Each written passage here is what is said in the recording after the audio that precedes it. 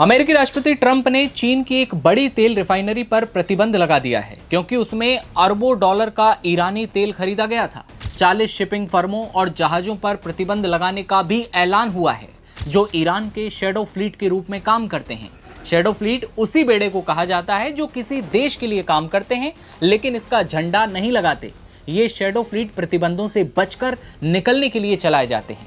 ये प्रतिबंध ऐसे वक्त में लगाए गए हैं जब कुछ हफ्तों में अमेरिकी राष्ट्रपति डोनाल्ड ट्रंप चीनी राष्ट्रपति शी जिनपिंग से मिलने वाले हैं।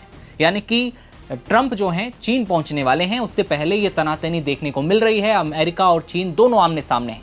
चीन पर पहले भी आरोप लगाते आए हैं कि वो ईरान को हथियार सप्लाई करता रहा है और अब ट्रंप ने 40 शिपिंग फर्मों और जहाजों पर एक्शन लेकर बवाल मचा दिया है।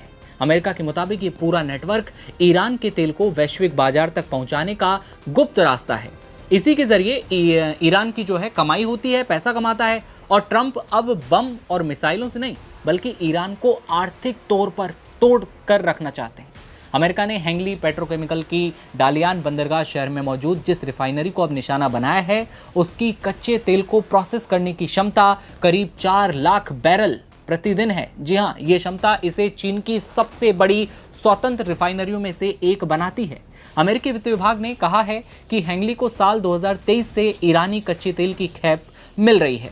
अगर इन पर अमेरिका का प्रतिबंध जारी रहता है तो चीन सहित आसपास के देशों पर इसका सीधा असर पड़ना भी तय है। आपको याद हो कि अमेरिकी वित्त मंत्री स्कॉट बेसेंट ने इस महीने की शुरुआत में ही चीन, हांगकांग, यूएई और ओमान के वित्तीय संस्थानों को पत्र भेजा था। पत्र में क्या लिखा गया? उन्होंने ईरान के साथ व्यापार करने पर द्वितीयक प्रतिबंधों की धमकी दी थी।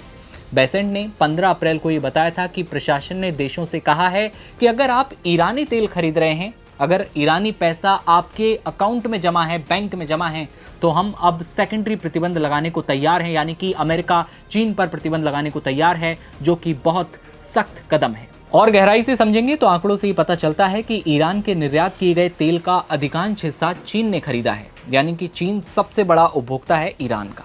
एनालिटिक्स फर्क केपलर के 2025 के आंकड़ों से पता लगता है कि चीन ने ईरान के निर्यात किए गए तेल का 80% से ज़्यादा हिस्सा खरीदा था। प्रतिबंधों के जानकारों का यह भी कहना है कि स्वतंत्र रिफाइनरियां अमेरिकी प्रतिबंधों के असर से कुछ हद तक सुरक्षित रहती हैं क्योंकि अमेरिकी वित्तीय प्रणाली से उनका जुड़ाव बहुत कम होता है। जानकारी ये कहते हैं कि खरीद और बिक्री में मदद करने वाले चीन के बैंक प्रतिबंध लगाते हैं ईरानी तेल की खरीद पर ज़्यादा बड़ा असर डालने के लिए। और अगर ये प्रतिबंध लगातार इसी तरह जारी रहे तो चीन और आसपास के देशों में बिल्कुल जायज़ है कि अब मारामारी देखने को मिल सकती है। 40 फर्मों, जहाज़ों पे जो है प्रतिबंध लगाया गया है। 4 लाख बैरल रोज़ाना जो कंपनी रिफाइंड तेल भेज रही थी, कच्चा तेल, अब वहीं पर ये प्रतिबंध लगा दिया गया। इसका कैसा असर होगा ये देखने वाली बात होगी। अमेरिकी राष्ट्रपति ट्रंप भी चीन जाने वाले हैं, शी जिनपिंग से मुलाकात करने वाले हैं। उससे पहले ये बड़ा घटनाक्रम सामने आया है। कैसे देख रहे हैं आप? कमेंट सेक्शन में ज़रूर बताइएगा और देश दुनिया की हर खबर देखते रहने के लिए आप बने रहिए नवभारत टाइम्स के साथ। नमस्कार।